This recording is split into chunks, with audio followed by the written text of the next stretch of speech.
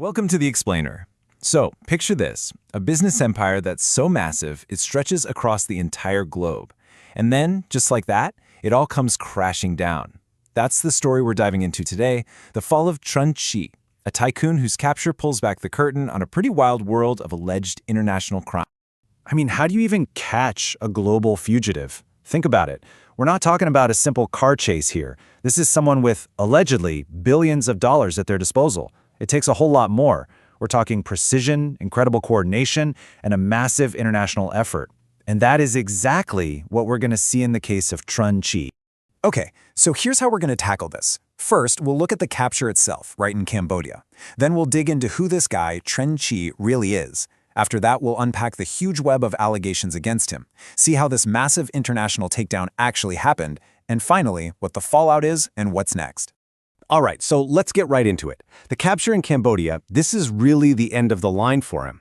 The whole thing kicks off, or rather ends, with this massive, high-profile arrest right in Phnom Penh. So on January 7th, 2026, it all becomes official. After being nabbed in Cambodia, Tran Chi is handed over to Chinese authorities.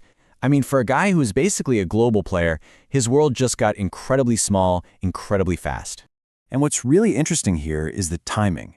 The official confirmation came out almost immediately. China's Ministry of Public Security put out this statement just a day later, which really tells you something. They weren't just making an arrest, they were sending a message about how well this whole international cooperation thing worked. Okay, so that brings us to the big question. Who is Tran Chi? Who is this man at the center of this huge international takedown? Let's take a look at the man behind the empire.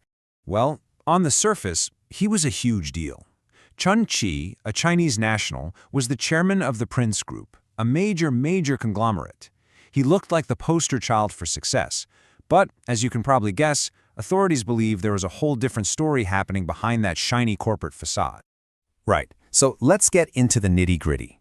What exactly are the accusations here? Because we're not talking about some minor infractions. This is a whole web of allegations stretching across countries and involving just mind-boggling amounts of money.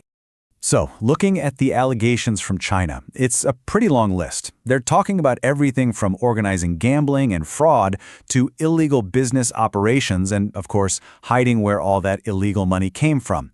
It's a whole suite of serious financial crimes. And if you want to get a sense of the scale, just look at this number, $15 billion. That's the estimated value of assets the United States seized back in October 2025. They linked him to massive telecom fraud and money laundering. I mean, that really puts into perspective just how big this whole thing was. Now, you can probably imagine, you don't just go out and catch a guy like this by yourself. A fugitive with this much power, this much reach? No way. This had to be an international takedown, a carefully coordinated effort from multiple players. And that's because this is a textbook case of what's called transnational crime. Right? The crime itself crosses borders. So to fight it, law enforcement has to cross borders too. They have to work together, share information. There's just no other way to do it. And you can see how the net just closes in on him if you look at this timeline. Things really start to unravel fast. In October 2025, the U.S. seizes that $15 billion in assets, a huge blow. Then in December, Cambodia strips him of his citizenship. That's a game changer. And then boom, by January 6th, the arrest operation is in motion, and the very next day he's extradited. It all happens so quick. So you can really see the teamwork here, right? China was the requesting body. They ran the investigation and asked for the arrest. Cambodia was the enforcing body. They were on the ground, helped out, and made the actual arrest happen. It was a true partnership. And it wasn't just a 2 or 3 country show either. This was a much wider global effort. You had other nations in the region, South Korea, Thailand, Singapore. They were all taking action against businesses connected to him. So the walls were really, truly closing in from every direction.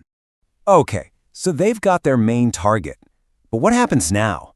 I mean, taking down the guy at the top is one thing, but what about the rest of the network? Let's talk about the fallout and the future steps. Well, the Chinese authorities have laid out a pretty clear roadmap. They're going to conduct a full investigation to uncover the entire criminal network. That means issuing more arrest warrants for other key players and continuing the hunt for anyone still out there. And they're also sending a message. They're calling for anyone else involved to turn themselves in, maybe for a bit of leniency.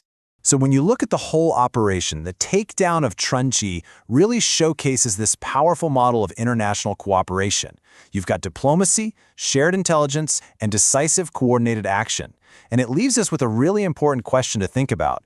Is this the new model for fighting these huge transnational crimes?